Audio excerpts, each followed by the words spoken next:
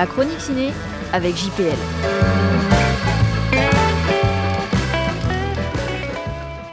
Le déluge. Empesé.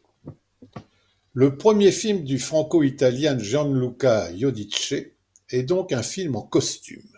101 minutes pour nous raconter par le détail les derniers jours de Louis XVI et Marie-Antoinette. 1792. L'Ancien Régime touche à sa fin. À Paris, Louis XVI et son épouse Marie-Antoinette sont arrêtés et conduits au donjon de la Tour du Temple. Librement inspiré des carnets de Cléry, valet de chambre du roi, resté auprès de lui jusqu'à sa mort. Curieux objet cinématographique que cette reconstitution des derniers jours du couple royal. Lenteur, mélancolie, ennui, tout est réuni pour tenter de nous faire partager les sentiments de la famille royale déchue.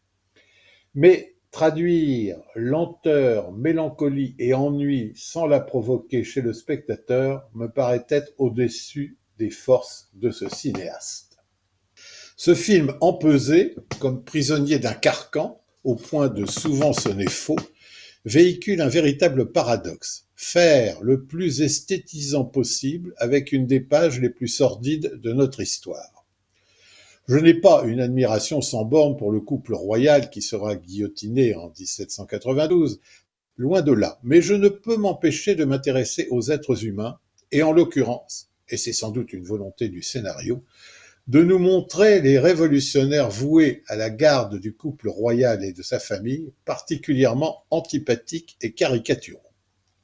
Au cinéma, Louis XVI et Marie-Antoinette ont été interprétés à de nombreuses reprises. J'ai compté 26 fois pour le premier et plus d'une quarantaine pour la seconde.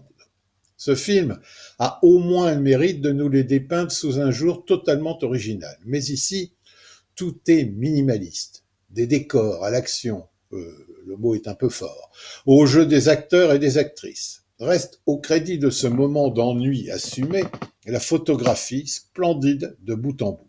Un film pesant, poussif et mortifère. Ce drame historique traite du moment où les masques tombent. Eh bien, le pauvre Guillaume Canet est totalement prisonnier du maquillage outrancier, du costume rembourré et des prothèses qu'on lui a imposées. Bref, il n'a eu aucun mal à nous faire partager les souffrances du personnage qu'il incarne au ralenti.